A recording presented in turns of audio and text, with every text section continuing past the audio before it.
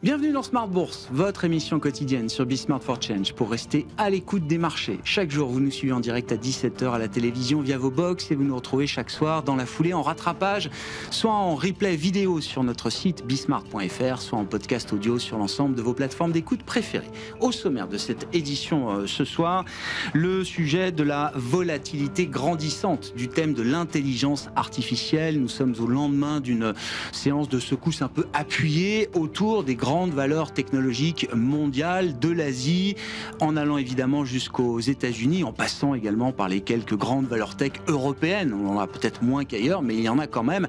Bref, nous reviendrons sur l'analyse de cette séance de secousse autour du thème de l'IA. Qu'est-ce que cela nous dit de la maturité du cycle d'investissement boursier, notamment autour de l'IA? Est-on encore dans un enthousiasme mesuré, approprié, qui correspond à la situation réelle des choses, ou est-on déjà partis dans une forme d'exubérance irrationnelle? Pour saluer Alan Greenspan qui nous a quittés cette semaine, c'est la question que nous poserons à nos invités de Planète Marché dans un instant, alors que le monde de la finance et de l'investissement attend ce soir les résultats de Micron, qui seront vécus un peu comme les résultats de Nvidia à une certaine époque. Aujourd'hui, Micron est la fusée du moment, quand Nvidia et les autres Mac 7 sont devenus des entreprises peut-être un peu plus normales du point de vue de la performance boursière.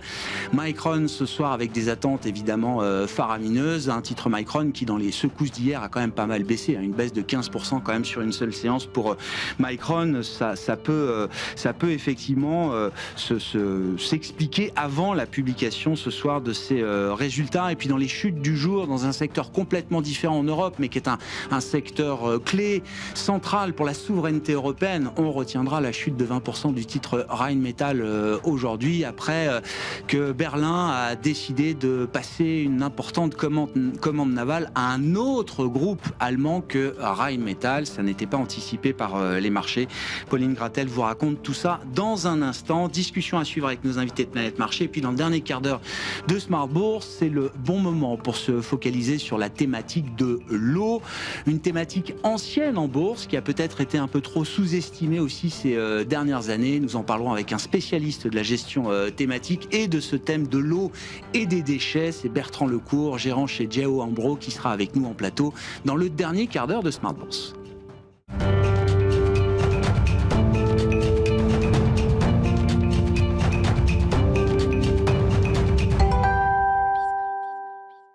Tendance, mon ami, chaque soir en ouverture de Smart Bourse, les infos clés du jour sur les marchés avec Pauline Gratel. Bonsoir Pauline. Bonsoir. C'est un retour au calme, un calme peut-être en surface pour les marchés aujourd'hui. Oui, en Europe, pour commencer, le Stoxx 600 et l'Eurostoxx 50 évoluent sans tendance marquée. En France, le CAC 40 stagnait ce matin avant de repartir en hausse modérée dans l'après-midi pour évoluer autour de 8400 points. L'indice parisien est soutenu par les valeurs du luxe qui sont en hausse, ainsi que Danone et Air Liquide qui progressent d'environ 2%. Côté américain, les indices tentent de se stabiliser après les secousses d'hier. Rappelons que le Nasdaq Composite a chuté de plus de 2% et que l'indice des semi-conducteurs a abandonné près de 8%. Les yeux des investisseurs sont désormais tournés vers Micron qui publiera ce soir. Oui, Micron qui est un peu le nouvel Nvidia ou le Nvidia du moment, avec évidemment des attentes à la hauteur des espérances boursières récentes. Oui, les investisseurs attendent des chiffres stratosphériques portés par le boom de l'IA, mais le vrai sujet est ailleurs. La production de 2026 de puces est déjà entièrement sold out. Du côté des revenus, le chiffre d'affaires est attendu à près de 36 milliards de dollars. Le titre a ouvert en léger repli après une chute de 15% hier. Rappelons tout de même la progression de Micron. Sur un an, le titre s'envole de plus de 700% et sur les 3 derniers mois, il gagne près de 200%. Dans un climat boursier hyper nerveux sur les semi-conducteurs, une bonne publication pourrait ne pas suffire à rassurer les marchés. Réponse ce soir donc. Je le disais en titre, effectivement, le secteur de la défense est à la une aujourd'hui et surtout à la traîne sur le plan boursier. Ça se confirme encore à travers cette séance en Europe. Oui, Rheinmetall plonge de 20% et signe la pire baisse du Stoxx 600. Le gouvernement Merz vient d'annuler l'achat de 6 frégates, un contrat de 10 milliards de dollars qui devait être le plus grand projet de l'histoire de la marine allemande. Berlin change de cap et commande à la place 8 frégates plus petites auprès de TKMS, dont le titre s'envole de 12%. Dans le sillage de Rheinmetall en France, Dassault Aviation et Thales cèdent 2% environ. Et puis parmi les publications arbitrées aujourd'hui, celle de FedEx hier soir, avec un titre FedEx qui a ouvert en repli de 1% à Wall Street. Oui, malgré un chiffre d'affaires supérieur aux attentes à 25 milliards de dollars et une prévision de hausse de plus de 10% en 2026, le marché sanctionne la baisse de sa marge dans la livraison. FedEx souffre de la hausse des coûts, mais surtout des taxes douanières de Donald Trump et de la fin des exonérations sur les petits colis chinois qui plombent les flux de Temu et Chine, entre autres. Enfin, Take-Two, l'éditeur de GTA 6, vient de fixer le prix du jeu à $79,99. La date de sortie est maintenue au 19 novembre. L'éditeur lancera les précommandes dès demain et attend des records historiques. Un mot des grands marchés macro et des équilibres qu'on peut observer sur les marchés obligataires, par exemple, aujourd'hui, Pauline. Le rendement américain à 10 ans cède plus de 5 points de base au cours de la séance pour évoluer entre 4,40 et 4,45%. Les rendements à 20 et 30 ans se traitent sous 4,90%. En Europe, le rendement allemand à 10 ans cède environ 5 points de base pour repasser sous 2,90%. Globalement, ce mouvement de détente d'environ 5 points de base est observé un petit peu partout en Europe, en France, en Espagne, au Portugal, en Italie, au Royaume-Uni, etc. Du côté des changes, il faut noter que le sourire du dollar se poursuit et s'accentue même avec une nouvelle séance de hausse aujourd'hui pour le dollar contre toute devise. Oui, depuis la réunion de la Fed et la communication de Kevin Warsh la semaine dernière, l'indice dollar progresse de quasiment 2%. L'euro-dollar retombe ainsi autour de 1,13. Cette flambée du dollar fait une autre victime, les matières premières. L'or cède 4% et l'argent plonge carrément de 6%, entraînant aussi le cuivre et l'aluminium dans le rouge. Dans le sillage de ce repli des cours, les valeurs minières sont en repli.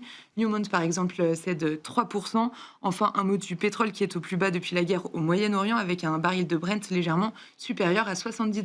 Quels sont les événements qui animeront la séance de demain, prévue à l'agenda en tout cas, Pauline? Demain, les investisseurs arbitreront donc les résultats de Micron publiés ce soir après la clôture des marchés. On attend aussi la croissance américaine en troisième lecture pour le premier trimestre, ainsi que les indices PCE et Core PCE du mois de mai. Côté européen, la deuxième estimation du PIB espagnol du premier trimestre est également attendue. Tendance, mon ami, chaque soir en ouverture de Smart Bourse, Pauline Gratel avec nous et pour vous apporter les infos clés du jour sur les marchés.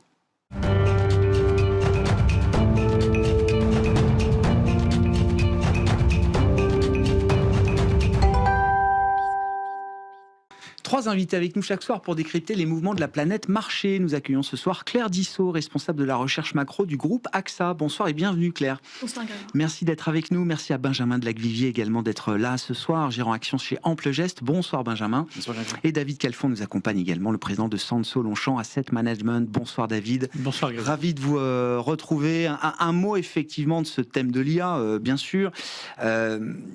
Partant de la séance de secousse qu'on a connue hier, le SOX perd 8%, l'indice des semi-conducteurs, les indices lourdement chargés en IA comme le Kospi en Corée du Sud a perdu 10%.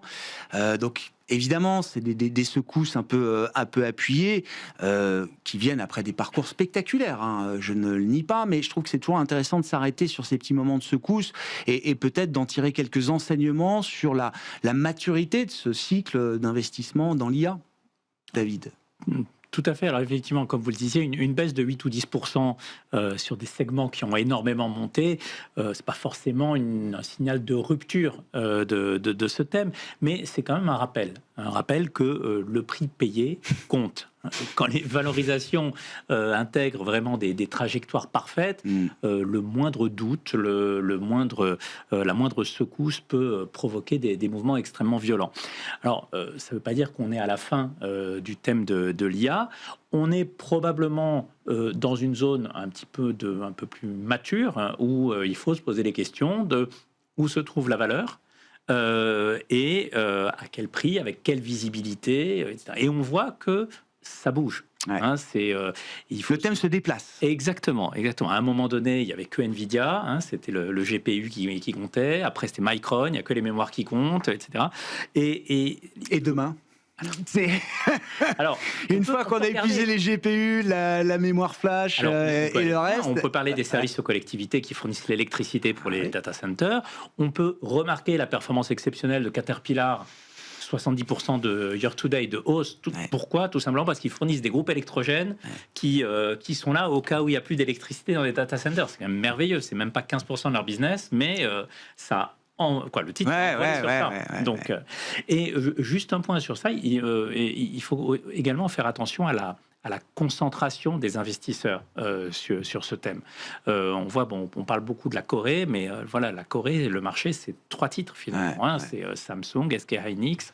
Donc c'est vraiment des sujets. L'Asie, il y a un peu plus que 3 titres en Asie, mais on peut ajouter TSMC à Taïwan, Samsung et SK Hynix. On a là peut-être, je sais pas, plus de la moitié de la performance d'un indice asiatique aujourd'hui, par exemple. Et ce qu'il faut voir, c'est que non seulement il y a les flux de la gestion passive qui se concentrent sur ces gros poids de l'indice, mais l'innovation étant ce qu'elle est dans nos métiers, il y a maintenant les ETF leveragés.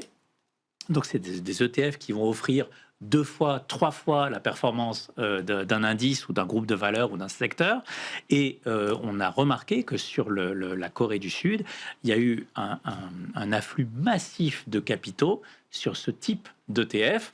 Ce qui veut dire que dès qu'il y a le moindre mouvement, le leverage de ces ETF fait que on se retrouve avec des mouvements très significatifs. Est-ce qu'on est encore dans un marché de fondamentaux ou est-ce qu'on est dans une autre dimension, celle du comportement, de la dimension comportementale de l'investissement ? Et quand on fait le travail de gérant d'actifs professionnel, David, est-ce que les fondamentaux comptent encore ou est-ce que la partie comportementale de l'analyse devient aujourd'hui prépondérante pour positionner les portefeuilles ? Alors, il ne faut pas ignorer la partie comportementale parce que, encore une fois, comme le disait quelqu'un qui n'est plus là, mais les marchés peuvent rester irrationnels beaucoup plus longtemps que vous ne pouvez rester solvable.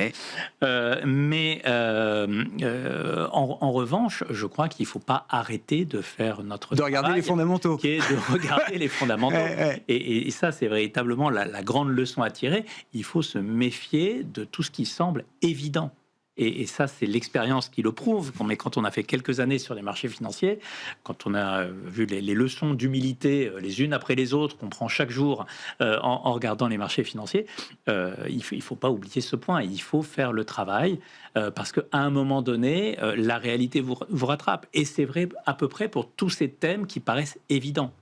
Est-ce qu'on est encore dans une dimension fondamentale quand vous regardez le thème de l'IA, les prix, les valorisations de marché autour de l'IA?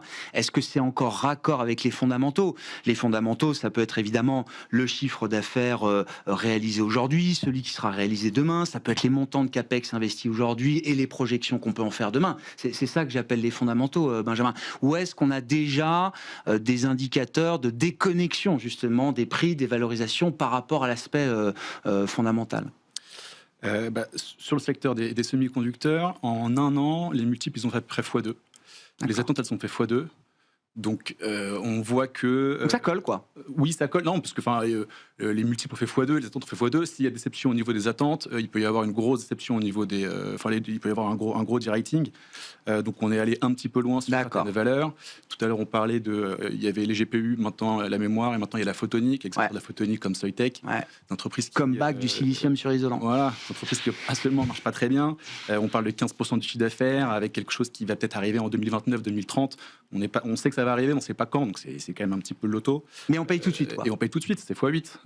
C'est x8 en bourse depuis le début de l'année. Il y a aussi pas mal de retail qui arrive, comme sur les marchés émergents. On le voit aussi sur les small caps en France et en Europe. Et maintenant, il y a des questions sur la monétisation des CAPEX qui vont être faits par les hyperscalers. Je rappelle, on attend entre 5 000 milliards et 6 000 milliards de CAPEX d'ici 2030 par les hyperscalers.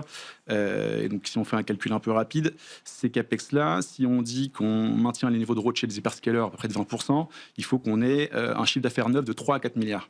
3 000 milliards. 3 4 000 milliards, pardon. Oui, c'est ça. J'avais 3 000 milliards en tête. Oui, pardon. Et donc, le retour sur les capitaux employés. Si on maintient le niveau des retours sur les capitaux employés actuels, il faut plus de 3 000 milliards de chiffre d'affaires pour rentabiliser ces investissements. Exactement. Et donc, on est 8 milliards d'habitants sur la planète, 4 milliards qui travaillent à peu près, et 1 milliard de cols blancs. Donc, s'il y a 1 milliard de cols blancs qui doivent utiliser l'IA, c'est 3 à 4 000 euros par col blanc pour devenir rentable sur les hyperscalers. Sachant qu'on est peut-être en train de commencer l'affaire par une guerre des prix. C'est-à-dire qu'avant d'avoir peut-être le vrai prix de ce que coûtera l'IA, enfin pour le consommateur final, les acteurs vont sans doute se battre pour les parts de marché et peut-être qu'on passe d'abord par une phase de guerre des prix. On a OpenAI et Anthropic qui disent que le prix du token ne serait pas encore le vrai prix du token pour essayer de gagner des clients. Et pourtant, avec ce prix du token qui n'est pas encore le bon, on a des clients qui commencent déjà à copier les budgets en disant alors à limiter parce que en fait à l'époque du génératif c'était ok, à l'époque de l'agentique ça devient hors de prix. Et en fait on dit que pour faire une tâche qui est 2 fois plus compliquée, c'est pas 2 fois plus de tokens, c'est peut-être 4 fois plus, 10 fois plus. Et donc il y a toute une remise en question qui est faite. Plein de boîtes, Uber je crois. Alors, on adore l'IA, mais là c'est plus possible, les gars, faut arrêter. C'est pas rentable en fait, ça remplace pas un employé parce que c'est trop cher. Voilà. Donc ça nous dit quoi du thème et surtout de la manière dont on gère le risque du thème dans les portefeuilles aujourd'hui. On se pose la question tous les jours de ce qui pourrait faire dérailler le narratif. On en est là déjà, Benjamin ? Bah oui, parce qu'il y a quand même il y a pas mal de risques possibles. Il y a déjà le risque qu'il y ait un nouveau modèle qui soit beaucoup plus performant, qui utilise moins de GPU, comme c'est le cas de certains modèles en Asie. Et voilà. Et après, c'est compliqué dans un portefeuille de se désensibiliser à l'IA parce qu'en fait, on se rend compte que l'IA c'est plus un secteur, c'est une transversale, surtout sur quasiment tous les secteurs. J'ai même vu certains qui commencent à imaginer que l'IA soit une classe d'actifs. Ah ouais.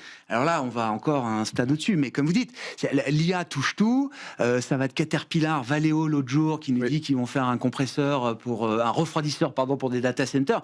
Pareil, je ne sais même pas si c'est une fraction de pourcentage de leur chiffre d'affaires. Le marché met 20% de hausse tout de suite dessus. Et généralement, c'était le cas avec le management de Soitec, c'est le cas avec le management de Valeo. Ils calment derrière un peu les ardeurs en disant attention, mais le marché n'écoute pas et ça continue de monter. Ça, c'est une phase d'enthousiasme. La question, est-ce qu'on est encore dans le rationnel ou est-ce qu'on a déjà débordé effectivement de l'aspect rationnel ? L'avantage de l'IA, Claire, c'est que c'est aussi un sujet macro. On peut le traiter sous toutes les coutures désormais. L'aspect boursier, bien sûr, mais évidemment, c'est un sujet macro puisque on sait d'ores et déjà qu'une bonne partie, pour ne pas dire la moitié ou plus de la croissance américaine est générée peut-être par cet investissement et ces investissements massifs dans l'IA, que derrière ça, on a la création d'effets de richesse gigantesques pour les actionnaires des sociétés d'IA, les salariés des sociétés d'IA. Et l'autre point macro qu'on peut aborder avec vous, Claire, c'est aussi la dimension prix. C'est-à-dire que depuis 20 ou 30 ans, on est habitué à la baisse des prix des composants informatiques. Je crois qu'il y a des lois pour expliquer effectivement ce phénomène. Sauf que depuis quelque temps, c'est l'inverse qui se produit. Les prix des composants informatiques se repartent violemment à la hausse et se retrouvent dans les indices de prix, Claire. Exactement. Alors, c'est un impact essentiel sur la croissance américaine. Il est un peu moins spectaculaire sur la macro que sur la micro. Donc, c'est à peu près un tiers de la croissance en 2025 et sans doute l'essentiel de la croissance au premier trimestre. Parce que c'est plus compliqué en comptabilité nationale. C'est-à-dire que ce qu'on décrit comme dynamique de croissance, ça tient grâce aux importations. C'est d'ailleurs pour ça qu'il n'y a pas eu de tarif sur les semi-conducteurs. C'est parce que c'est un maillon essentiel de la chaîne pour l'intelligence artificielle. Donc, si on enlève les importations de l'investissement, parce que ça, c'est une contribution négative à l'investissement, voilà, le chiffre est un peu moins spectaculaire. Néanmoins, c'est l'investissement dans l'IA qui sauve la croissance américaine, alors que le consommateur vacille à cause de la baisse du pouvoir d'achat. Et vous avez raison de souligner que si on prend les effets indirects de l'IA, ça sous-tend évidemment la consommation grâce à cet effet de richesse. Et les ménages, à l'heure actuelle, ont à peu près, en termes de richesse, 8 fois leurs revenus disponibles. Donc, quand nous regarde la consommation et quand on cherche à prévoir la consommation, il ne faut pas seulement regarder les perspectives de revenus qui se sont dégradées en termes réels. Donc, si je regarde par exemple le marché de l'emploi, les salaires réels diminuent maintenant, étant donné la hausse de l'inflation. Si je regarde le revenu disponible, les perspectives pour le deuxième semestre sont bien moins bonnes parce qu'on n'a plus l'effet des baisses de taxes et que les salaires sont en ralentissement. Le salaire réel devient négatif. Même nominal, étant en considération, le salaire réel devient négatif ou en tout cas proche de zéro. Et les taux d'épargne ont été quand même bien abaissés. Et du coup, c'est l'effet richesse qui soutient la consommation. Donc c'est une consommation tirée par les ménages les plus riches, qui sont ceux qui détiennent le plus d'actions.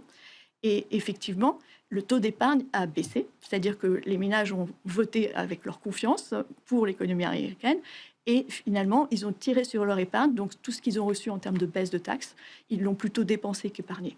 Donc, le risque pour le second semestre, c'est qu'ils commencent à reconstituer un peu d'épargne pas seulement à consommer, parce que cette épargne a un niveau assez bas en pourcentage du revenu. Et quand vous dites risque, ça veut dire quand même que cette partie des ménages qui va vouloir reconstituer de l'épargne, ça va se traduire. Ça peut se traduire par une baisse de la consommation, un ralentissement de la croissance de la consommation aux États-Unis, qui est toujours beaucoup plus élevée que la trajectoire qu'on aurait dû avoir depuis le Covid, pour dire les choses. Oui. Alors cette consommation, elle s'est affaissée, elle est en dessous de la tendance de long terme. Déjà, on est revenu en dessous de la tendance de long terme, là. À peu près à 1,6. D'accord. Ok.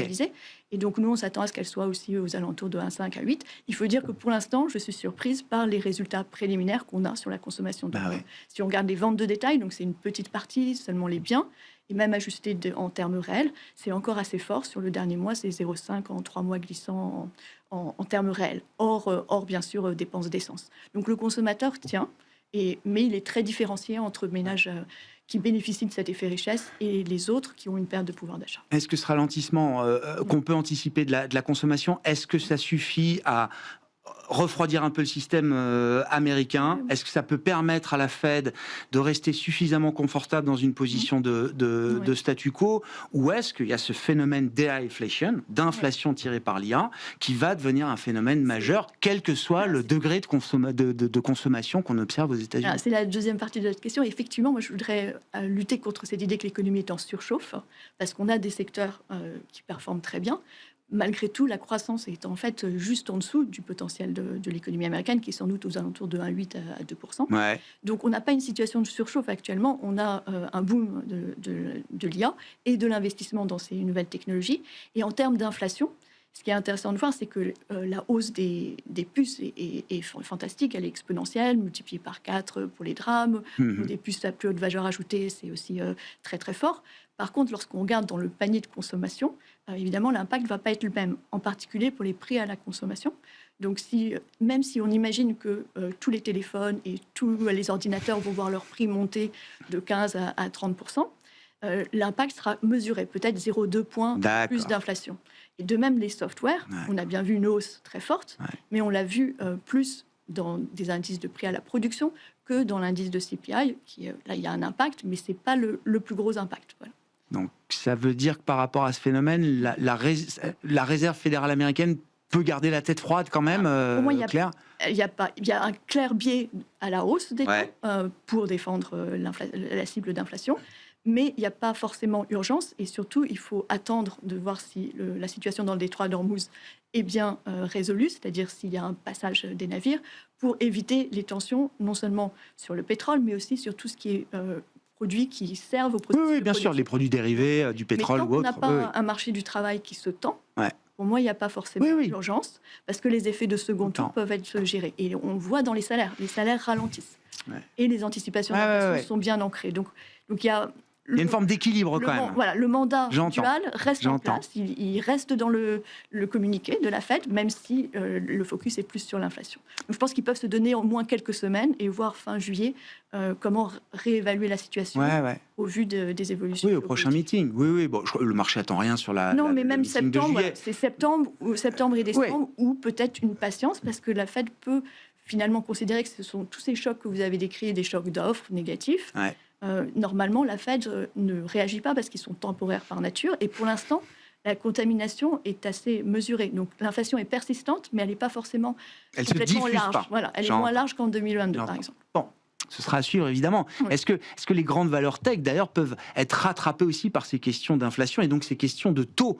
Parce que les taux courts, les taux longs restent à des niveaux élevés, les taux courts ont quand même passablement remonté depuis les derniers discours de banque centrale, les hausses de taux de certaines, on pense bien sûr à la BCE, David, sachant que ces entreprises, ce sont quand même aussi leveragées.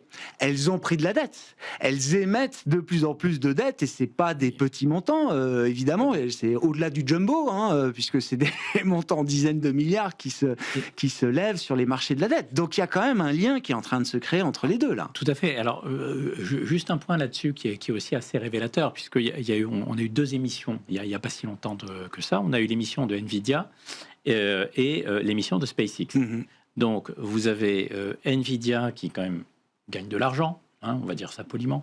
Qui a des cash flows, qui est très bénéficiaire, etc. Rating BBB+. Vous avez SpaceX, qui a un narratif qui est celui qu'on connaît, qui ne gagne pas un centime, qui perd énormément d'argent, qui va en dépenser encore plus dans les médias. Rating triple B+. Bon, alors... Nvidia, c'est coté depuis une vingtaine d'années. Hein. Voilà, c'est pour dire il y a quand même un peu de track record, d'historique, de chiffres, etc. Et donc, typiquement, voilà. Alors, est-ce que c'est le marqueur d'une bulle ou pas? Je ne sais pas. En tous les cas, ça doit inciter à la méfiance. Et véritablement, pour l'investisseur, doit faire la différence entre ces deux obligations, deux sociétés américaines. On peut dire, bon, alors, c'est pas tout à fait les mêmes secteurs, mais c'est quand même, voilà.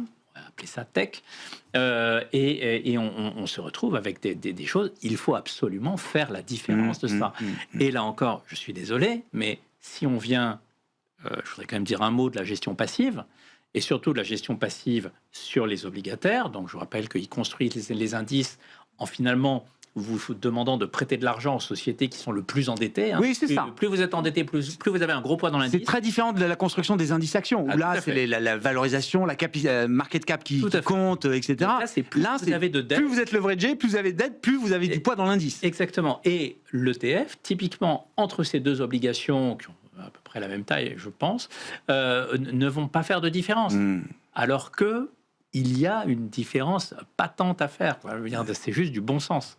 Comment, même question, mais comment on gère ce risque qu'il y a aujourd'hui, qui est à la fois dans le marché action, aussi du côté du crédit difficile, j'imagine, d'être complètement décorrélé de ce thème de l'IA. Vous évoquiez Caterpillar, on a parlé de Valeo. Tout ce que touche l'IA le transforme en or aujourd'hui. Donc, voilà. Est-ce qu'on trouve quand même...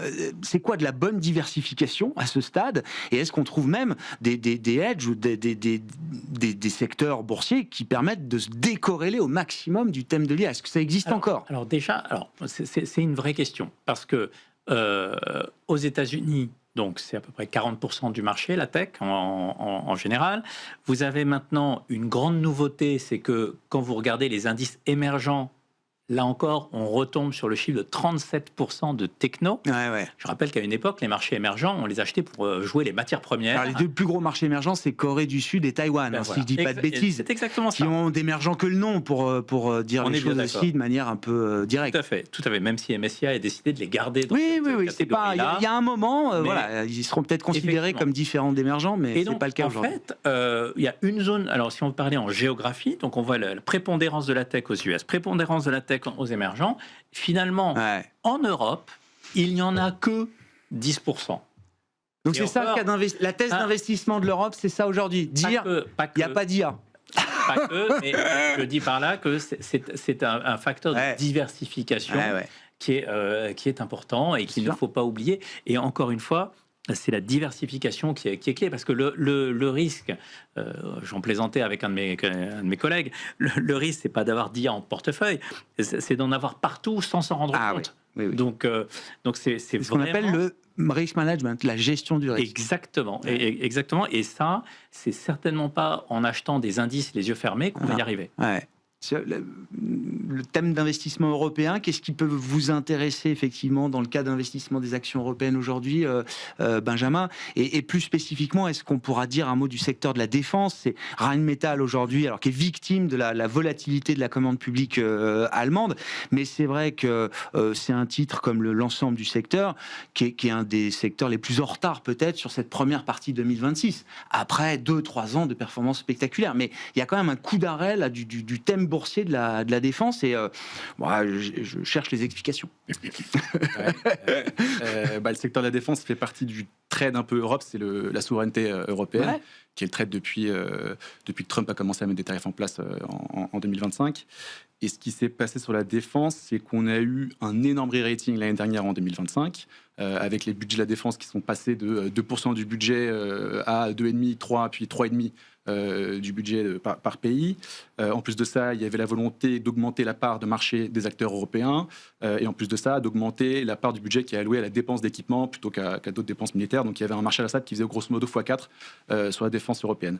Il y a quand même eu un gros rating parce qu'il y a eu des flux un peu forcés, notamment avec les ETF. Il y a aussi tous les fonds qui étaient ESG qui ne pouvaient pas faire de la défense, qui ont enlevé, qui ont fait sauter un peu l'anti-défense et qui se sont mis à faire de la défense. Et maintenant, depuis dit en gros mi-2025, quand on a commencé à avoir des rumeurs de paix entre Poutine, en Russie et en Ukraine, ça a stagné, beaucoup de volatilité, et là depuis début 2026, ça baisse fortement. Pourquoi? Il y a plusieurs raisons potentielles. Il y a la hausse des taux. C'est quand même les États qui financent la commande publique. Fortement endettés, hausse des taux, instabilité politique dans pas mal de pays en Europe, en Angleterre, changement de Premier ministre, en Allemagne à la montée de l'AfD, en France c'est compliqué aussi. Il y a Ursula von der Leyen qui a rappelé qu'elle serait très stricte sur les règles de déficit budgétaire. Donc on sait qu'on veut dépenser dans la défense, mais on sait qu'on n'a pas non plus l'argent pour le faire. Il y a eu ça, il y a eu le retrait des hedge funds quand les taux étaient trop hauts, quand les multiples étaient trop hauts. Et après, il y a eu aussi, parce qu'au début, c'était que les acteurs de la défense européenne. Et cette année, il y a Trump qui a dit qu'il allait augmenter le budget de la défense américaine. Donc, c'est les boîtes américaines qui en ont profité. Peut-être avec Vase Communicant en Europe. Et pareil aussi sur les acteurs asiatiques qui ont pas mal monté ensuite. Et après, plus spécifiquement sur Rheinmetall, ça envoie un très mauvais signal à tout le secteur. Parce qu'en fait, on se dit, un gouvernement peut changer d'avis, entre guillemets, sur un contrat qui était signé avec Rheinmetall, même si c'est pour en fait le donner à un concurrent. Donc, c'est une modification de la dépense. Il n'y a pas une baisse de la dépense. Pour un stock picker, il vaut mieux avoir TKMS que Rheinmetall aujourd'hui, quoi. Tout à fait. Et la réaction du cours de bourse, elle dit ça, parce que en fait, le contrat il est à partir de 2031, donc l'impact il n'est pas aussi important. Je crois que c'était moins 20%. Oui, le cours. Oui. Parce qu'en fait, c'est perte de confiance. Et tout le secteur en pâtit, tous les autres équipementiers de la défense en pâtissent. Même Rhein, qui est un équipementier allemand qui travaille notamment avec Rheinmetall, mais qui travaille aussi avec TKMS, qui récupère le contrat, qui dit que lui, en fait, soit c'est pareil, soit c'est même un petit peu mieux pour lui, parce qu'il va faire un peu plus de business avec TKMS sur cette modification. C'est moins 5 aujourd'hui ou moins 7, je ne sais pas, à l'heure actuelle. Non, mais effectivement, c'est pas une petite affaire quand même, ce revirement, ce changement de cap de Berlin pour une commande publique qui est essentielle. En plus, le plus gros contrat naval de l'histoire allemande. Alors qu'il n'y a peut-être pas une grosse histoire récente, en tout cas en matière de financement de la dépense militaire, mais quand même, c'était 10 milliards de contrats. Effectivement, c'est le plus gros contrat naval depuis la Seconde Guerre mondiale. Oui, voilà, c'est ça. Oui, j'entends bien. Ouais. Sur l'Europe, qu'est-ce qu'on peut dire du phénomène de réouverture anticipée d'Ormuz? J'entendais tout à l'heure, tout ça reste à valider, évidemment, Claire, mais c'est vrai que l'hypothèse est quand même peut-être un peu plus solide. Aujourd'hui, on voit quand même que le trafic arrive à prendre le chemin de la normalisation et que surtout les prix n'attendent pas que le trafic soit normalisé. Les cours du pétrole, à quelques dollars près, sont revenus quasiment assez proches des niveaux qui prévalaient avant le déclenchement du conflit. On a beaucoup entendu et expliqué que du fait de sa dépendance énergétique, l'Europe avait été une des zones économiques les plus affectées par cette crise énergétique, ce choc d'offres. Est-ce que, à l'inverse, c'est une zone qui peut profiter quand même de cette réouverture? Et quelle est l'évaluation des dommages économiques entre ce qui a été perdu et ce qui pourra être peut-être rattrapé un peu devant nous? Oui, sans ambiguïté, c'est une très bonne nouvelle pour l'économie européenne. Donc, ce qui s'est passé, c'est que le choc d'inflation réduit le pouvoir d'achat, donc la croissance, pèse aussi sur les marges des entreprises. Donc là, on va baisser un peu nos prévisions d'inflation. On sera aux alentours de 3 pour cette année. Et ce qu'on regarde aussi, c'est l'impact par rapport au chemin de la BCE. Et là, on n'a pas vraiment de changement. On attend toujours une hausse des taux en septembre. Parce que même si nous sommes plus proches du scénario bénin, c'est-à-dire le plus optimiste présenté par Christine Lagarde, on est exactement entre ce scénario bénin, le meilleur, et le scénario central. Et malgré tout, quand elle présente les perspectives... Tous les scénarios méritent des hausses de taux. Il mérite une hausse de taux. Il est basé sur en fait, le pricing du marché à ce moment-là, qui vous voyez 3 hausses de taux.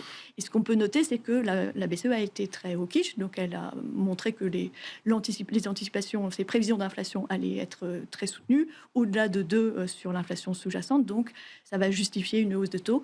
Ça me semble un peu optimiste en termes de croissance et surtout de progression des salaires, parce que le marché du travail a commencé à souffrir. Donc quand on parle de dommages, on a déjà des dommages collatéraux donc sur ce marché du travail ou sur le crédit accordé aux entreprises. Et donc, pourtant, la BCE ne dit pas que ce sont des hausses de taux assurantielles. Elle s'est battue contre ce wording, Christine Lagarde. Elle dit, comme vous l'avez rappelé, non, ce sont des hausses de taux rendues nécessaires par la situation et par un choc de prix qui se diffuse. Oui, alors la dénomination en fait importe peu, c'est simplement pour essayer de dire qu'elles ne sont pas forcément réversibles. Nous, on pense qu'elles seront renversées en 2027. Quand même. D'accord. Le point important, c'est que ces hausses de taux sont effectivement justifiées par les effets indirects du pétrole qui se sont transmis au prix des transports, par exemple, etc. Par contre, on ne voit pas beaucoup d'effets de second tour. Donc c'est un peu trop tôt pour juger, mais notre vision sur le marché du travail nous laisse penser qu'il n'y aura pas beaucoup d'effets de second tour. Et ce qu'on a vu sur les prix des services, on l'explique plutôt que par une contamination de l'indice, par l'effet indirect sur les prix des vacances. Et donc, c'est vraiment très ponctuel. Limité. Voilà, j'entends. Voilà. Ouais. Mais c'est une inflation qui est au-delà de la cible, donc la BCE qui n'a qu'une cible unique. Oui. Non, ça, et nous ne sommes pas encore en territoire restrictif non plus. Non. Donc, ça n'est pas non plus une erreur de politique économique. Le taux neutre, ça peut aller jusqu'à 2,50 en zone euro quand on écoute certains banquiers. Mais voilà, on est assez vigilants sur... mais ça veut dire qu'on ne reprend pas les anticipations macro qu'on avait en début d'année pour la zone euro. Non, on a baissé, baissé. Donc, on n'est pas encore... Même si on revenait au prix du pétrole de février, il y a ce dégât qui a été fait. On est à peu près à 0,3% pour nous cette année en zone euro. Donc, il y a l'effet de l'Irlande qui perturbe le... Il faut apprendre à lire la croissance économique européenne sans l'Irlande, quand même. Exactement. On est sans doute aux alentours de 0 au deuxième trimestre, étant donné les données déjà publiées. Et on peut avoir un petit rattrapage au second semestre, mais ça sera assez modeste.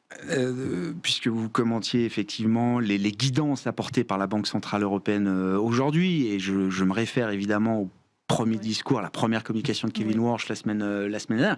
Est-ce qu'il faut en finir avec la forward guidance ? Est-ce que c'est le bon moment de se dire on arrête de un peu trop guider les marchés, quitte d'ailleurs à ce que nos décisions soient soumises aux anticipations de marché, ce qui renverse quand même complètement la chaîne logique entre le travail d'une banque centrale et le travail du marché. Ce qu'a un peu dit Kevin Warsh la semaine dernière.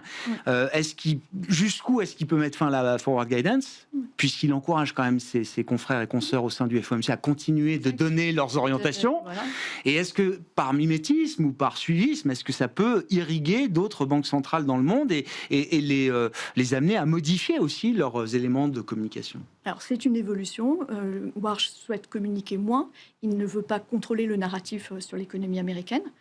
Pour autant, ça n'est pas forcément un progrès. C'est-à-dire que ça veut dire moins de transparence, plus de volatilité sur les taux ou sur les marchés. Et je vois deux raisons pour lesquelles on pourrait être dubitatif sur l'utilité du guidage des anticipations.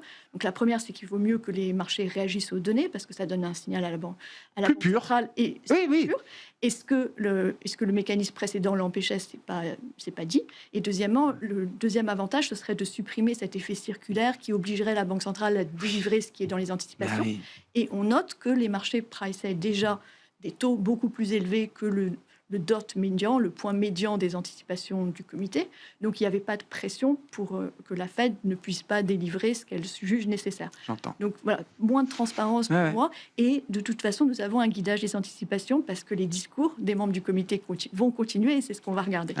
Oui, mais alors on va se focaliser de plus en plus sur des discours... Ce qui est normal, ils ne représentent qu'une voix. Et peut-être que c'est ça aussi la conclusion. Intéressant à suivre. Encore une fois, au moment où Alan Greenspan nous guide, il avait plein de formules, c'était l'homme des punchlines, Alan Greenspan, bien sûr, mais l'une d'entre elles était de dire je ne crois pas au ciblage de l'inflation en tant que banquier central. Ça supposerait que nous soyons capables de prévoir l'inflation et aucune de vous ici n'a sans doute cette capacité et ne l'aura sans doute jamais. Voilà, c'était pour résumer Alan Greenspan à l'époque et l'ambiance des années 90 en matière de politique monétaire. Mais c'est un peu un changement de monde parce que on sort quand même d'un monde où les banques centrales ont réduit la volatilité des marchés. Ah mais bien sûr. On a supprimé la vol des marchés jusqu'à un certain moment. Et donc là, effectivement, en termes d'allocation du capital, d'avoir des marchés qui réagissent non pas au discours colortien, mais aux données, très bien. Mais que les banques centrales soient plus data dependent, très bien. Mais ça veut dire que les primes de risque doivent remonter. Plus de volatilité, etc. Donc, une pression supplémentaire sur les primes de terme des marchés obligataires. Bon, c'est important ou pas le changement de tête à la Fed, Benjamin, vous regardez ça d'un peu loin, mais vous avez le droit. Vous avez le droit. Non, pour les small cap européennes, on regarde ça de loin. Enfin, peut-être un impact sur le dollar, l'euro-dollar, mais à part ça. Bon, qu'est-ce qu'on peut dire des small caps européennes là? Parce que le Russell 2000 se tient bien. Désolé, je pars du marché américain, mais est-ce qu'on retrouve aussi un peu d'intérêt, de flux sur cet univers de small cap en Europe là? Oui, il se tient pas trop mal aussi, la catégorie small cap européenne. Depuis le début de l'année, c'est quasi en ligne avec le stock 600 qui fait plus 7 et le MSCI Small Cap Europe fait plus 6. Donc, on n'est pas très loin. L'année dernière, c'était à peu près pareil. Un petit peu de performance quand même sur les small cap, mais on a l'impression qu'il y a un regain d'intérêt. Il y a eu pas mal d'initiatives. pour essayer de redynamiser la classe d'actifs. Il y a eu l'initiative CDC Croissance, Sélection PME, qui a investi 500 millions d'euros dans différents fonds. De la place, bien sûr. Et on va avoir une nouvelle initiative TIBI 3. Et puis il y aura un volet pour les small et mid cap aussi, françaises et européennes. Donc ça apporte un petit peu de liquidité, ça apporte de la collecte, mais il va falloir en faire un petit peu plus. Il faut que les épargnants européens investissent, et pas que via des ETF. Et enfin, après, on connaît les chiffres, mais il y a 10 000 milliards d'épargne qui sont sur des concurrents en Europe. Et juste 1% de shift qui irait sur les classes d'actifs, sur la classe d'actifs small et mid cap, ça serait très fort. Mais la catégorie profite du thème de la souveraineté. Ça fait un an que ça dure. C'est un thème qui s'adapte bien à l'univers small et mid cap. Oui, parce que c'est un univers qui est très industriel, plus industriel que les large cap, et donc qui profite de ça. Et c'est un peu croisé aussi avec les investissements dans l'IA, avec toute la révolution industrielle autour de l'IA, avec l'énergie, la construction d'infrastructures. Donc on a des belles histoires, et on remarque aussi surtout qu'il y a moins de différences de performance en fonction de la taille, c'est plutôt en fonction de la thématique. Donc en fait, tout ce qui est semi-conducteur, que ce soit du ASML, du ASMI ou du petit Besi ou du petit Extron, ça performe très très bien. Dans l'électrification, que ce soit du Schneider ou du Pfisterer, qui est une small cap allemande, ça marche très bien aussi. Voilà, il y a moins cette différence entre small et large. Claire, j'ai promis qu'on dirait un mot du Japon, il nous reste quelques minutes, mais je voulais qu'on dise un mot du dollar avant. Vous êtes une spécialiste d'échange, Claire. Qu'est-ce qui explique ce sourire continu du dollar ? Que le dollar ait retrouvé un peu de statut refuge pendant la crise du Golfe, c'est OK. Le dollar a monté de manière concomitante avec les cours du pétrole pendant cette crise du Golfe. Maintenant que le pétrole a baissé de 30-40%, pourquoi est-ce qu'on voit le dollar continuer de monter ? Non, on est dans la partie du sourire du dollar où peut-être on a un exceptionnalisme américain qui revient. Le dollar performe très bien s'il y a un risque de récession globale, ou si au contraire les États-Unis surperforment. Donc tout ce qu'on a dit sur la fin de l'exceptionnalisme américain, parce qu'on en a parlé pendant des mois ici en plateau, en fait c'est le va-et-vient, quoi. Il s'en va, mais pas complètement. Exactement. En tout cas, dans les chiffres, il n'est pas forcément soutenable si la bulle IA éclate, mais dans les chiffres actuels, la croissance américaine est évidemment très résistante depuis la crise du Golfe. Alors, évidemment, parce que les exportateurs, et c'était un pays exportateur de pétrole, mais lorsqu'on regarde les surprises économiques auxquelles donc réagit le marché, pas simplement le chiffre, les surprises par rapport au consensus ont toujours été en faveur des États-Unis par rapport à la zone euro, par rapport au Royaume-Uni, par rapport au Japon. Scott Bessent nous dit qu'on va revenir à 3%, 3% de croissance aux États-Unis en fin d'année, c'est possible? Non, Scott Bessent nous... Ça, c'est complètement... D'accord, ça c'est le narratif politique. Ok, très bien. Simplement, ce qui est important, c'est que c'est à la fois la performance cyclique et le différentiel de taux. Et le dollar est encore bon marché face à ces deux facteurs. C'est-à-dire qu'on a toujours une partie prime de risque sur le dollar, qui vient bien sûr de la politique chaotique de Trump sur les tarifs, des menaces sur l'indépendance de la Banque centrale, qui sont maintenant un peu oubliées, même s'il reste encore le procès de Lisa Cook, par exemple, à résoudre. Et donc, en fait, on a bien ce gap, cet écart entre le dollar et ces facteurs de court terme, qui sont les différentiels de taux de croissance. Et cet écart peut se réduire encore dans l'environnement actuel où la Fed a un biais haussier sur les taux. Est-ce que ça va à nouveau cristalliser des tensions entre les États-Unis et le reste du monde? Ça nous amène peut-être à parler du Japon. Au Japon. Scott Bessent va tous les 6 mois au Japon. C'est un pays majeur, stratégique pour les États-Unis, avec une dimension change qui est à chaque fois traitée sur la table. Oui. Alors là, ce qu'on peut dire, c'est que le Japon ne peut pas blâmer les États-Unis pour la faiblesse du yen. Parce que ils font tout pour l'entretenir. Donc la faiblesse du yen, c'est parce que la Banque centrale est en retard, parce qu'on sait qu'il y a une boucle prix-salaire qui s'est enclenchée, c'est ce qui était recherché depuis les années d'Abenomics. Et malgré tout, la Banque centrale doit demander l'autorisation en quelque sorte au gouvernement, et donc elle reste en retard. Et deuxième facteur, c'est que en ne baissant pas les taux, en ne montant pas les taux, donc en ne luttant pas contre les anticipations d'inflation, on a laissé cette dérive des taux longs, qui fait que la soutenabilité de la dette n'est pas forcément acquise. Donc on a maintenant des taux nominaux sur le 10 ans qui sont bien au-delà de la croissance du PIB nominal qu'on peut projeter. Donc non seulement on a un ratio élevé, mais ce qui pouvait être plus ou moins géré sur le moyen terme est beaucoup moins soutenable. Et en plus, on a un gouvernement très interventionniste qui veut subventionner, dépenser en termes d'investissement. Donc on a cette crise budgétaire larvée qui est encouragée en fait par l'attentisme de la Banque centrale qui n'a pas géré les anticipations. Mais vous dites que c'est un chemin de crête qui sera de plus en plus difficile à suivre pour le gouvernement de Sanae Takahashi. L'intervention ne peut être crédible, l'intervention sur le marché des changes ne peut être crédible que si les fondamentaux vont dans le même sens. Pour l'instant, maintenant, on a ce facteur qu'on rajoute, qui est la hausse des taux aux États-Unis, donc qui va rendre la politique encore plus... Soit le Boj en fait plus. Voilà, ou soit le gouvernement revient à la... Ou soit c'est ça.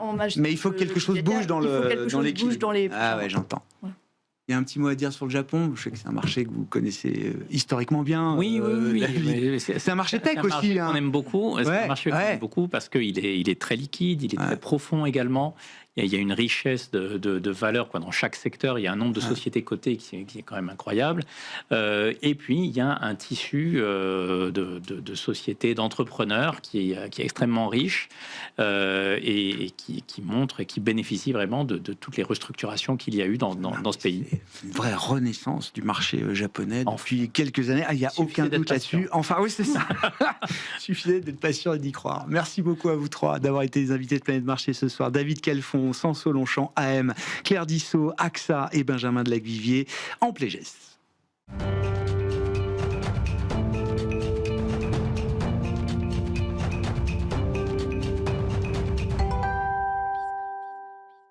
Le dernier quart d'heure de Smart Bourse, chaque soir, c'est le quart d'heure thématique et nous parlons d'ailleurs justement de gestion thématique ce soir à travers le thème de l'eau et des déchets même pour être complet et reprendre la terminologie de cette stratégie qu'on retrouve dans la gamme Regnan de Geo Embro et nous sommes avec le gérant de Geo Embro qui est avec nous à Paris aujourd'hui, Bertrand Lecourt. Bonsoir Bertrand. Bonsoir. Merci beaucoup d'être avec nous. Vous êtes spécialiste de la gestion thématique. Parlons du thème de l'eau, un thème qui n'a peut-être jamais été autant d'actualité qu'aujourd'hui. Je dis juste en préambule que c'est parmi les grandes thématiques de marché, les méga trends que les investisseurs exploitent. C'est peut-être un des thèmes les plus anciens. En tout cas, c'est un thème historique de la gestion thématique qui a peut-être d'ailleurs été un peu sous-estimé pendant un temps. En tout cas, le problème de l'eau a souvent été associé, je vais le dire comme ça, aux pays en développement, aux pays pauvres, aux pays en voie de développement. Et on est peut-être en train de prendre conscience qu'il y a un vrai risque eau également dans nos économies et dans nos systèmes économiques développés, Bertrand. Oui, effectivement, c'est une thématique qui est au cœur de la civilisation. Ça existe depuis 12 000 ans. Plus économiquement, je pense que ça a été vraiment développé dans la gestion d'actifs il y a à peu près 25-26 ans. Ouais. Il y avait au début peut-être une partie télécom qui se mettait, mais l'eau commençait à rentrer plus dans l'esprit, comme quoi c'était un peu cœur. Et c'était un peu lié aussi à l'époque aux introductions en bourse des champions français. On avait la Société Générale des Eaux, la Lyonnaise, qui on oublie, on a quand même parmi les meilleurs en France dans cette histoire-là. Dans les années 90, ces grands champions qui étaient créés il y a 150 ans commençaient à gagner des contrats, à exporter l'expertise dans le monde entier, dans les pays européens et aussi dans certains pays émergents. Après, il y a eu toute une dynamique de dette, de restructuration, de dynamique sur les biens d'équipement, mais c'est vrai que c'est hyper clé. Et dans les pays émergents importants, alors quelquefois on dit que l'eau c'est un commodity, comme du pétrole, etc., mais c'est pas le cas vraiment. C'est pas pareil. C'est pas une ressource comme les autres. C'est une ressource clé, mais pas dans la question offre-demande et rareté. Il y a énormément d'eau sur Terre, et de l'eau partout, de l'eau pure, proche, nettoyée, à disposition, c'est ça que l'on paie. Donc quand on veut payer pour le prix de l'eau, c'est le transport et le nettoyage de l'eau, et dans le cycle inverse. Comme pour les déchets, on transporte, on nettoie les déchets. Donc c'est pas un commodity pur. Si vous l'avez de l'eau, mais de l'eau propre chez vous, c'est ce qu'on paye. Et c'est ça qui est difficile, c'est ça ce qui est rare. C'est de la ressource qualifiée, raffinée d'une certaine manière. Quels sont les grands drivers du thème aujourd'hui, dans un moment où le marché boursier est focalisé sur... le grand cycle d'investissement de l'IA, mais le thème de l'eau aussi est un cycle d'investissement perpétuel presque. Exactement. Bertrand. C'est un investissement perpétuel. Quand on regarde même auprès des maires et des villes, les plus grandes problématiques, c'est l'eau, les déchets, le transport. Quand on regarde en fait les 5 facteurs de croissance du thème depuis qu'on est devenu sédentaire, les chasseurs-cueilleurs, c'est toujours l'urbanisation, donc la concentration des gens au même endroit, ce qui met une pression. Mais quand on est concentré à un seul endroit, on utilise l'eau pour l'agriculture, on devient riche. Après, on a une intensité en eau qu'on doit utiliser, et puis les déchets qui en découlent des biens. Après, l'infrastructure, qui est toujours en 4 étapes. D'abord l'eau potable, après l'eau usée, après on gère les déchets pour les mettre ailleurs, et après on va revaloriser les déchets. Et après, on a la régulation qui fait que ce soit bien fait pour pas que ce soit un système monopolisé. Et en fait, la rareté des ressources, c'est toujours ça. Donc cette dynamique-là est perpétuelle. Et c'est vrai qu'on regarde l'investissement, c'est pas comme l'investissement dans l'énergie, dans la clean tech, où c'est des boom-bust. CAPEX. Il y a des vrais cycles. Il peut y avoir des cycles, mais c'est lié au développement des villes. Mais c'est beaucoup plus linéaire quand même, lissé. D'ailleurs, il y a un rapport que j'ai regardé plus proche aux États-Unis. Depuis 1956, donc après 70 ans, la croissance de l'investissement dans l'eau s'est complètement stabilisée à peu près 15% par an. Très, très stable. 15% d'investissement par an. C'est les dépenses, en fait. De CAPEX, quoi. CAPEX et OPEX. Wow, d'accord, et OPEX. Et pourquoi c'est important? Parce qu'au début, quand on va créer une ville, on va d'abord investir dans le système de traitement, etc., qui est un peu plus lourd. Et après, c'est surtout les réparations qui prennent le biais. Donc aujourd'hui, c'est à peu près 2/3 de coûts de réparation et 1/3 des coûts d'investissement. Mais c'est partout dans le monde, à un moment où remplacer le réseau, c'est de plus en plus cher. Plus on attend, plus ça devient cher. Oui, c'est pour ça qu'on a ralenti depuis la crise financière, en phase de rattrapage. Mais depuis, il y a eu l'inflation, la crise financière, la crise de Covid, l'inflation repart, les biens d'équipement sont plus chers, et c'est pour ça que vos factures, avec la régulation, vont augmenter de plus de 50%. Là aussi, il y a une inflation effectivement qui se matérialise partout dans le monde, dans les prix. Dans quelle mesure, puisque c'est ce qu'on disait un peu dans l'émission précédente, tout ce qui est touché par l'IA, même de loin, est transformé en or. On a une boîte comme Caterpillar qui se met à faire des compresseurs, des refroidisseurs. C'est pas du tout leur cœur de métier, mais ça y est, le stock prend 50-70% depuis le début de l'année parce qu'on en fait presque une valeur IA. Je grossis un peu le trait, mais pour montrer quand même la force de ce thème de l'IA. Est-ce qu'il va jusqu'au thème de l'eau? Est-ce que le cycle de CAPEX monstrueux de ces quelques années autour de l'IA, est-ce que ça influence, est-ce que ça impacte également le secteur de l'eau et des déchets? Alors c'est là où on est assez différent, c'est-à-dire qu'il y a beaucoup d'investissements majeurs, mais c'est très lissé dans le temps. Quand on fait des investissements, ça peut être 50 ans, 100 ans. Donc on a une vue très très longue, et après c'est vraiment de la réparation, etc. Et très très fragmenté partout dans le monde. Donc on n'aura pas ce boom-bust de CAPEX, parce qu'on a une phase comme dans l'IA qui va faire croissance, on est en fait en train de chercher la croissance à des EPS le plus vite possible. Il y aura une phase de décroissance quand le pic CAPEX sera passé. Dans l'eau et les déchets, c'est pas le cas. Donc aujourd'hui, quand on regarde, les fondamentaux sont très stables. On a une croissance des résultats, ils sont 10, 12, 13%. Très peu de dettes. En 2027, la dette nette sur l'EBITDA du secteur va tomber à 0. Parce que c'est 90% des biens d'équipement et que 10% d'utilities. Donc on a une capacité à garder en fait une croissance sereine, avec un petit peu peut-être de liquidité, mais à 2-3%, mais pas du tout de ce qu'on voit dans les autres thèmes. Mais il n'y aura pas ce phénomène d'envolée et de rechute derrière pour le thème de l'eau. Pourquoi? Parce que c'est pas forcément un prix. C'est pas comme le prix du pétrole. C'est pas comme le prix des microchips. C'est pas. Il y a des centaines de milliers de prix partout dans le monde. L'année dernière, les prix des 350 villes dans le monde, l'augmentation c'est 6,5%. En moyenne, mais une dispersion énorme. Une dispersion énorme. Mais tout le monde va payer et il y a des tarifs sociaux, et comme pour les déchets.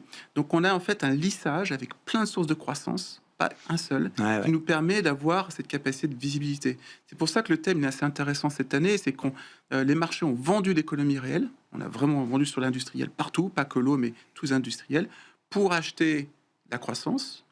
Et on n'est pas loin, comme un jour comme aujourd'hui, avec se dire mais qu'est-ce qui va passer ex-croissance?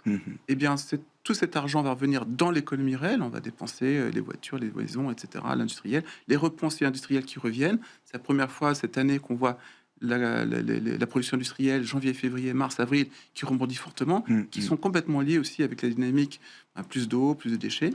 Et donc, on va revenir sur peut-être des industries qui nous donnent une bonne visibilité, la croissance, du cash, pas de gadgets, et maintenant qui sont à des décotes à 20 à 30%, surtout pour la partie équipement industriel par rapport au marché. Est-ce qu'il y a une... Vous dites, c'est intéressant, il n'y a pas un prix de l'eau. Ça veut dire que c'est des marchés forcément très fragmentés encore. Par exemple, en Europe, sur le terrain européen, on va avoir des politiques de l'eau très différentes d'un pays à l'autre, des régulations et des régulations de prix, j'entends. C'est la clé pour l'investissement dans ce secteur, qui vont être très différentes d'un pays à l'autre, Bertrand. Et donc, il faut s'accommoder de ça. Exactement. Sur la réseau, qu'on a un opérateur qui peut-être 10% de l'histoire, c'est les gens qui vont investir. Chaque pays va avoir sa règle de jeu un peu différente. En Angleterre, c'est des entreprises régulées sur 5 ans. Ils ont un retour garanti. et c'est à eux de faire mieux et de garder l'excès. Parce qu'il faut que le retour soit au-dessus du coût du capital pour avoir une durabilité. En France, c'est le système des régies, il y a des appels d'offres qui sont de plus en plus compétitifs, les problèmes des années 90 sont terminés, et après, c'est de battre en fait le cahier des charges.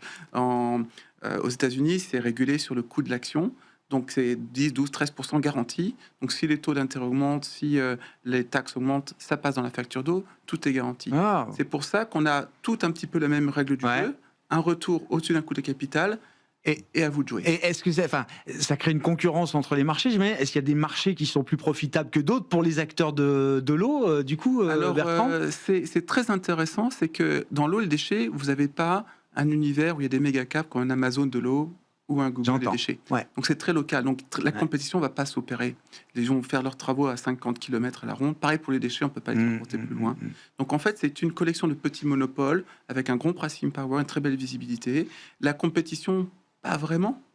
Mais après, c'est les équipementiers locaux qui vont donner les pompes, les valves, les biens d'équipement qui vont peut-être être eux en compétition. Donc c'est intéressant de comprendre qu'on a ce besoin clé lié aux villes plutôt qu'aux parties nationales. L'eau devient aussi une source de tension, de friction, de conflits à travers le monde. Bertrand, alors un exemple qu'on m'a cité, Coca-Cola a une usine d'embouteillage, par exemple à Grigny, dans l'Essonne, qui a besoin d'eau. L'eau est utilisée dans la production de toutes les industries, de tous les secteurs. On n'en a pas forcément conscience. Bon, le maire de Grigny a décidé que non, l'eau de la commune serait réservée désormais à d'autres usages, à l'usage des habitants, de la collectivité, et que non, l'usine Coca-Cola de Grigny ne pourrait plus accéder au réseau d'eau comme auparavant. Et ces exemples-là, ils se multiplient. Énormément. Ça se retrouve dans le thème, de quelle manière? Ça se retrouve dans le thème peut-être à plusieurs niveaux. On le voit en France, parce qu'il y a un problème d'équilibre en fait, naturel de leur remplissage des nappes phréatiques, etc. Et puis la communauté, c'est pas là. Et puis les France, quelquefois les entreprises vont rentrer en force. Hier, à Londres, dans nos bureaux, on avait un événement sur la partie d'engagement, comment on s'engage dans la partie résistance du système de l'eau. Par exemple, on voit qu'au Chili, 25% de la production du cuivre est fait au Chili. Il y a des mines de cuivre. Il y en a une particulièrement qui est basée dans une montagne à 4 km de hauteur et qui va maintenant avoir une usine de dessalement de l'eau à 200 km. Donc, il faut pomper de l'eau pour la faire remonter. Parce qu'on a besoin de 4000 mètres. Et parce que c'est le cuivre pour l'électrification. Mais le problème, ça c'est complètement arrêté par les régulateurs locaux. Parce que la communauté locale dit on veut pas de ça. Et parce que quand on fait du désalinisation, il y a de l'eau salée, brine, et il faut traiter. Donc il y en a des solutions, on veut avoir des solutions, ce genre de choses. Mais ça devient plus important, il faut prendre toute la communauté entre elles. Donc oui, il peut y avoir des blocages dans l'industrie, partout, et même dans les serveurs. C'est des nouveaux risques, ça. Des nouveaux risques. Il faut un cooling system qui soit continu, une eau en circulation, et beaucoup d'énergie. Donc dans l'IA, 70% des problèmes liés à l'eau, c'est sur l'énergie. Parce que dans les énergies, il y a 3 réseaux d'eau. Donc, l'eau est absolument partout. Bon, il nous reste 30 secondes de conclusion pour revenir à l'aspect boursier. C'est un thème... est-ce que les planètes sont alignées, effectivement, pour que ce thème trouve un intérêt particulier chez les investisseurs, chez de nouveaux investisseurs? Je ne parle pas de ceux qui connaissent le thème ou qui y sont investis déjà depuis longtemps. Alors là, la partie diversification prend toute sa force. Parce que cette année, on a été complètement oublié, alors que les résultats sont excellents, la visibilité est très bonne, l'investissement est meilleur, les indicateurs clés comme la production industrielle partout dans le monde remontent. L'année prochaine, peut-être la construction résidentielle et non résidentielle. Donc les parties volume plus les prix avec l'inflation remontent et ces entreprises ont été complètement dérétées. Donc les valeurs ont baissé et les perspectives se sont améliorées, quoi. Voilà, les earnings montent, donc c'est le moment. Je pense avec la rotation, si la rotation continue sur la tech, c'est le moment. Merci beaucoup Bertrand. Merci d'être venu parler de ce thème passionnant qu'est le sujet de l'eau, que vous connaissez sur le bout des doigts. Bertrand Lecourt, gérant chez J.O. Hambro, qui était avec nous, l'invité de ce quart d'heure thématique de Smart Bourse ce soir.